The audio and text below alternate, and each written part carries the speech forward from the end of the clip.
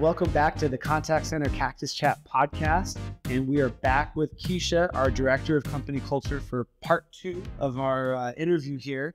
And really excited to have you on the podcast again. And I've got a couple more questions, burning questions I have to ask you about. And this is the very last of our 8-year anniversary series while I'm here in Dumaguete. And I think this is like the 8th or 9th or 10th podcast I've recorded since I've been here. So I can start doing these in my sleep soon. But thank you for stepping up and being on the show. Appreciate it. Thanks for having me again, Eric. So I'm excited to talk more about company culture. Yeah. Let's get started.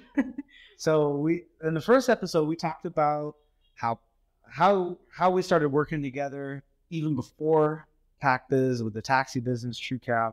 And, we talked a bit about some of the growth that you've experienced and the growth that you've helped bring PacBiz and some of the talent that you helped bring PacBiz. But I want to talk about, that takes us up to about 2020. And, I was out here with my family. It was March 2020. We're watching the news. COVID's starting to happen. Lockdowns are starting to happen. And now all of a sudden, you built the culture around events, a lot of events that we used to do all the time with the staff. And now, unlike the US, Canada, the UK, the COVID restrictions here were really strong and really strict. There was no face-to-face. There's mask, face shield with the mask. They had police checkpoints throughout all of the Philippines, throughout the city here. One of our biggest challenges when COVID started, if you remember, was we had staff that didn't keep up with their motorcycle registration. And so when they got to the police checkpoint trying to get to the office, they weren't let through because there was no registration. So they had to go back home. It's weird stuff that we had to deal with. But they couldn't even come to the office. You were just completely cut off from the events that you could put on. In fact, I remember we were getting ready for the 5-year anniversary. We do this thing called Sports Fest, one of our traditions that we used to have here, and really excited about it. We were going to have everyone getting together. And then as it got closer, we were meeting and they're like, okay, we can't have a gathering of more than 100 people. So, okay, how do we balance that? And then it started going to 50 people. And then it started going to 20. And next thing you know, the whole city's locked down. So Yeah. What a challenge. It was. But you answered the call again, and you stepped up and you found innovative ways to continue culture. So how did you manage through that? And how did you not just give up? Because I feel like some people in that role would be like, this is it. I don't know. Call me when COVID's over. But you took the challenge and you made it still an awesome workplace and when people couldn't even see each other. So how did you do that? Right. So I remember it was March when that happened. The lockdown, we can no longer work in the office. And yeah, I had that in mind too, that what am I gonna do with company culture? But I remember also a friend telling me about it, this time would be the more you need company culture, your job is more needed. And yeah, so it's just about being able to quickly shift to the digital world.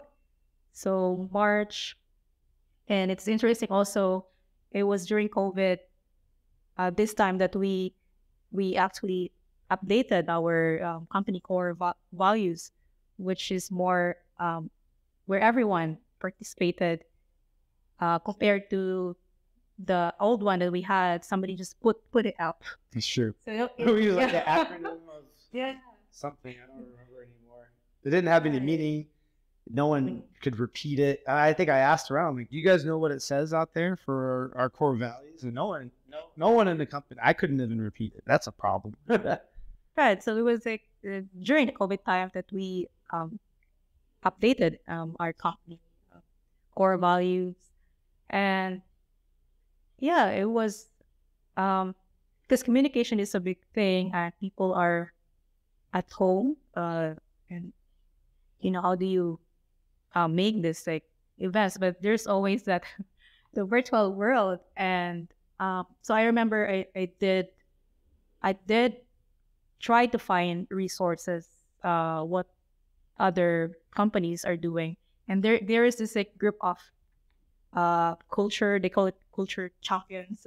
So there's that group, and I check what they're doing, and everyone is shifting to the virtual world. And but during that time, we're also bringing something that can help, uh, something relevant with the situation. And I remember we brought in speakers, speakers to do like online talk, like from it's easy to do it like anywhere you are. So it's an opportunity, right? And you get to hear these people like from all over. Like we brought in like a couple of guests, like monthly, and also we did the PB Jam, or like online. We just had like a few people doing a recording, and then we used the live on. It was just Facebook, and the quality wasn't even that good. But yeah, it was about quickly shifting to the virtual world, and because communication was a very crucial part during COVID. Yeah, because we used to see each other all the time. Now we've got to get information to them, and they're not in the office, they're not in person. So yeah, and I'm so glad that again you're out looking. You have see, this is where it's so important, that personal growth. If you wouldn't have gone out and made those connections before COVID started, I think that really helped give you some ideas on how you could take this challenge. And I remember like I was like really impressed, like, wow, you're getting some really great speakers here.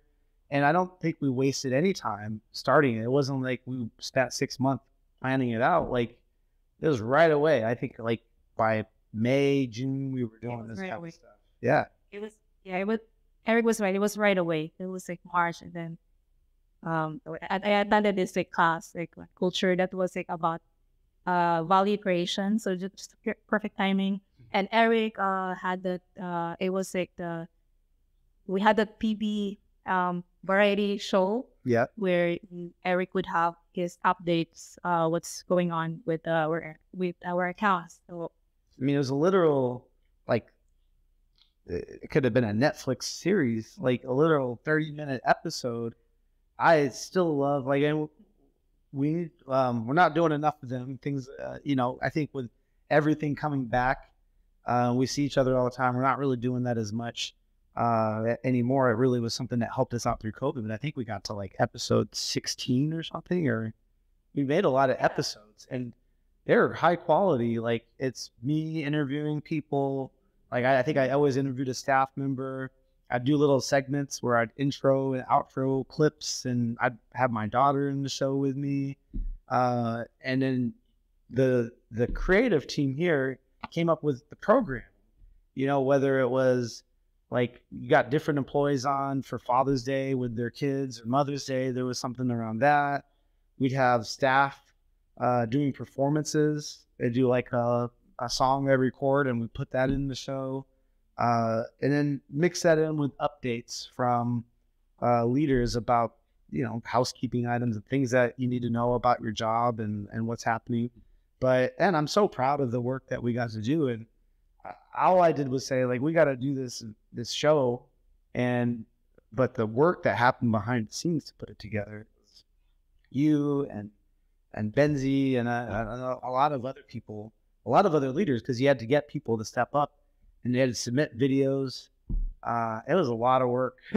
But what's awesome is I will save those videos forever. Like I want to be old and watching those videos and be like, wow, look at, there's like, it's just like a time machine, snapshot in time of like what we were going through, talking about COVID, but also, like we're going to look back at these episodes and, like when we're way older, like, wow. I don't know. I actually saw part of the clip not too long ago. It's already been 3 years. And, when you're a parent and we've got a 6-year-old and a 3-year-old, and they grow so fast. So it's cool to go back and look. It's like, oh my gosh, my daughter's so small there. Look at how much more hair I had back then. Right. So we had those, and I think one of the really important things that we did during that time was the updating of the core values, because in company culture, they always say getting the right people to your business, and so yeah, we updated it, and they were people that we had to replace because they're actually not fit to the job. And so for example, we got a better videographer, right, because of that. At COVID also, because of these downtime, we were able to look at like our we were able to look at other things, like how we can make our culture stronger, and it all starts with that updating of the core. Yeah. So those were actually exciting times for me, and for for culture. So. I'm so grateful we went through that, because I use the core values every day. There is not a business I talk to. If you guys ever reach out to PacBiz, if you're listening, you're thinking about outsourcing, and you set up a meeting with us, there's no way we're going to get through that meeting without me spending the first couple minutes talking about our core values. And it makes my job so much easier, because now with just a couple minutes, I could really explain who we are, what we're all about here, what we look for in staff, and if they don't match it, what we do when we let people go because they're not a good fit. And clients too. I want to attract clients that match those core values. We didn't have that to begin with. At first, I wanted to attract clients that pay us money. I want that, but they also have to match our core values. And I mean, how important is it? You're not working with the clients directly. You get to help maybe entertain them when they come out to visit. We got clients that come out from UK, from Canada, from the US. How important are those core values, and having clients that are a match with that? Right. So with our core value, it is very important to always work with clients aligned to our core, right? Because it also happened to us when we worked with this client before. I think I don't have the data how many clients would just stop working with us. If there is such a difference with our clients before we updated the core, but I think there is different 8-year anniversary, and I think another one of the things that I really am really proud of that we've been able to build over these years, and I think is so important to culture, is traditions. And I think that was something too that we were pretty purposeful in from the beginning. There's things that we keep coming back and bringing back. PB Jams. Sports Fest is something we're going to bring back another time. We've done Biggest Loser Challenge, where we challenge everybody in the office to lose weight, and we give a prize to the people who lose the most kilos. But there's all these traditions. Oh, birthdays, what you guys do for birthdays, what we do when we hire new employees, and there's the welcome dinner, and there's all these traditions that we've created. We have these big brother or the mentor-mentee program for new employees, so that they get to learn about the culture we have here, and how to be a good fit and how to be successful at PacBiz. So talk to me about that, because a lot of that comes from you're the one executing these. And many times I did not come up with PB Jams. I did not come up with Sports Fest. I don't think I came up with any of them. I think that had to probably come from you, maybe some of the other people here. But talk to me about these traditions, and how important are they to who we are today at PacBiz? Yeah, it's interesting I think traditions add so much to our to PacBiz personality. Just culture is the company's personality, and how it also So you can use that for your marketing, your brand. But aside from that, this is just from a personal perspective. Like we all, like as humans, right? We wanted to have this. I believe the tradition set the tone for the office for them to have this like safe mindset when they know what to expect. And I'm glad that we are um putting so much emphasis on tradition, like what they would expect on like February, the anniversary. And so it kind of set their mind already what's going to happen. And the for the Easter, so it's sort of creating that safety as you want. Easter, and then the sports fest and the practice jam.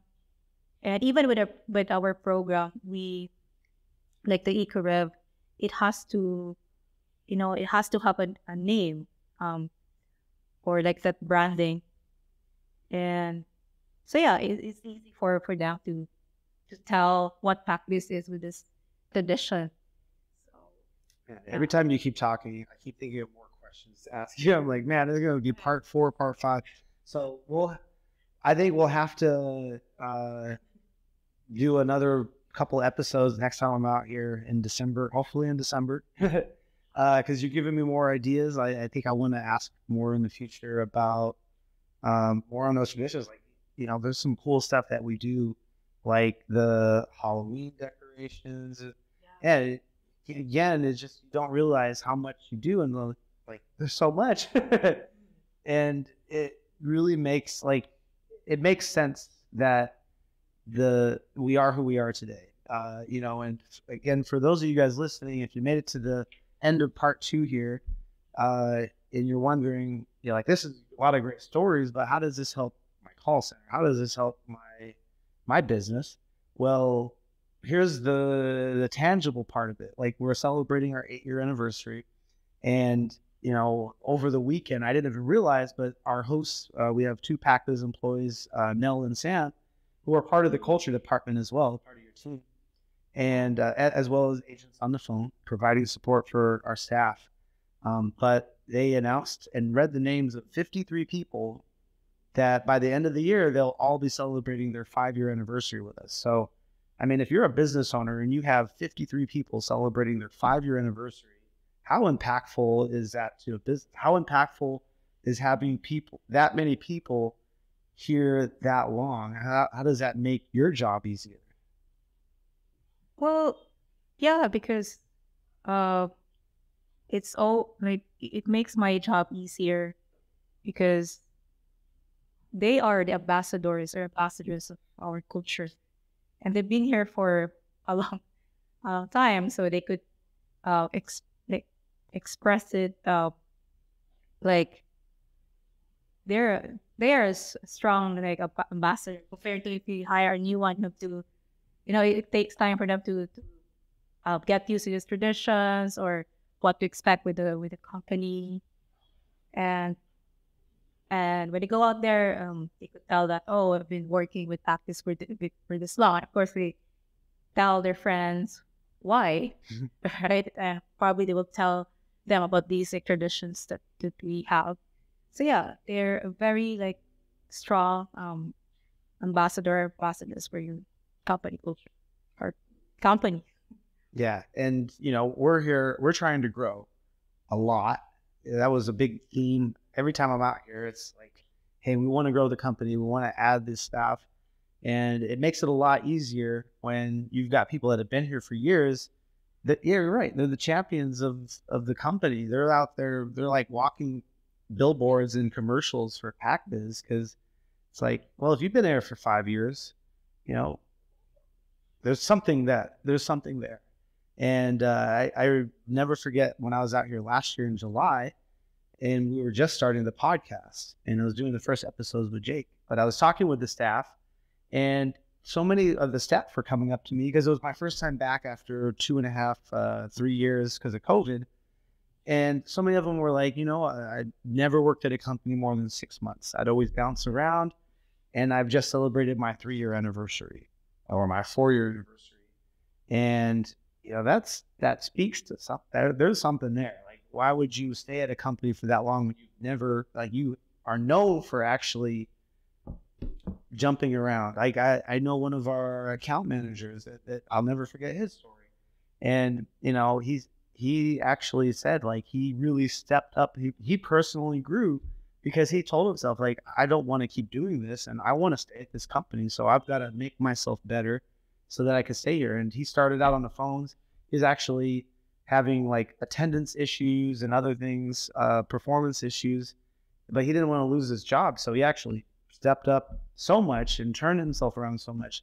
Yeah, now he's one of the leaders and he works with some of our best clients out in Canada and the northeastern United States. So yeah, But yeah, to add to that, Eric, I think there is something with Packbiz because we just like had this like alumni thing because people would always like come back to the company even they're no longer working with Packbiz, and maybe it's all about the family that they have built here with the people. So yeah, that's interesting. We call it. I think I even said it once. Mission will always be mission. So it's like that's why we come up with that Packbiz alumni. Yeah. And that's true too. I didn't even realize it because these are familiar faces. We have 200 employees. I can't remember who's working here and who's not, but I'm like, I know these people. And then they're like, oh yeah, they all came back. They're not working here anymore. I'm like, what? But they're still hanging out. And I could say the same thing for our clients too. We've got a couple clients that we no longer work with. They just went in a different direction as far as like their model and everything. But we're still friends. Like, so that's really telling to me, that we've created these relationships professionally, personally, that live beyond this business, and it's changing lives. So at the end of the day, the goal here that we have at Packbiz, and I think Kiezia shares in that, is we want to impact more lives. That's why we want to grow, because there's so much that we could do. I mean, you touched on, like, we just for like 5 seconds on the Eco Rev, or in the US Eco Rev, where we're doing beach cleanups and tree plantings. And, we have another Be a Blessing program that is all employee created. And I mean, if you looked it up online, you would never realize it has anything to do with Packbiz. It doesn't say Packbiz. It doesn't have our logo. They go out into the community and do stuff just to do good.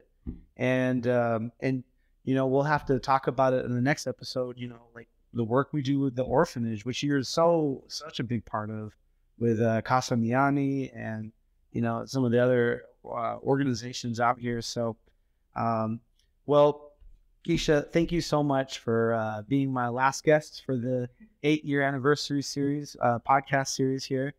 And I really hope you guys learned a ton.